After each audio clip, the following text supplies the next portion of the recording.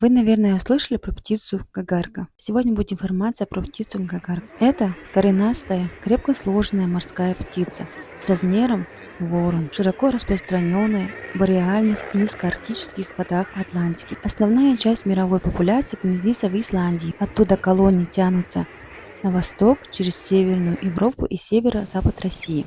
В северо-западной Атлантике кайры бритвы гагарка гнездятся в основном небольшими колониями, лишь немногие из которых насчитывают более 1000 гнездящихся пар.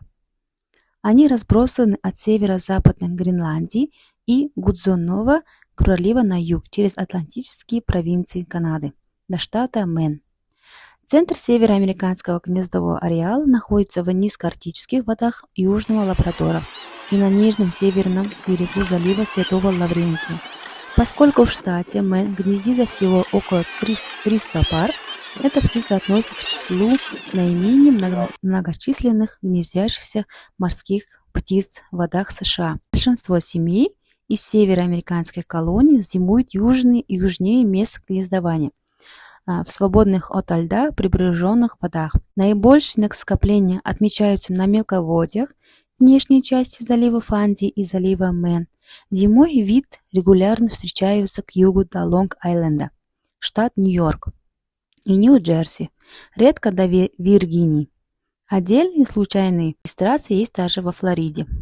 Учитывая удаленность ареала и относительно небольшую численность Северной Америки, неудивительно, что биология вида на большинстве мест гнездования изучена слабо. Птицы размножаются на скалистых островах и крутых материковых утесах.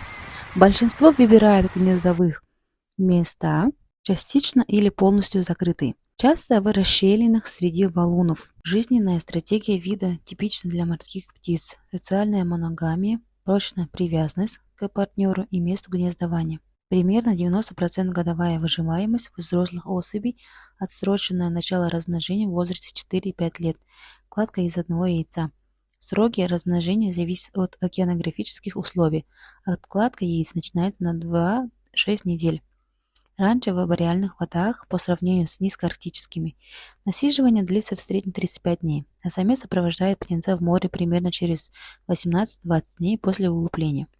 Покидая гнездо, птенец весит лишь 25-30% массы взрослой птицы и еще не начал отращивать крупные перья, крыльев и хвоста.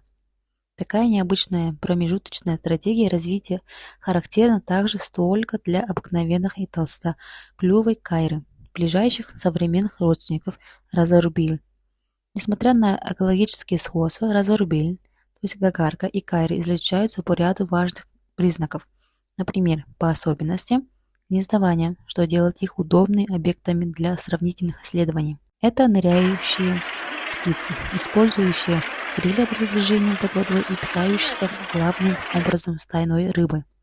Иногда они погружаются на глубину более 100 метров. В Северной Америке важными объектами питания являются мойва, сельдь и песчанка, в зависимости от региона и сезона. В рационе взрослых птиц также значительную роль играют ракообразные и многощетинковые черви, причем ракообразные, возможно, особенно важны зимой.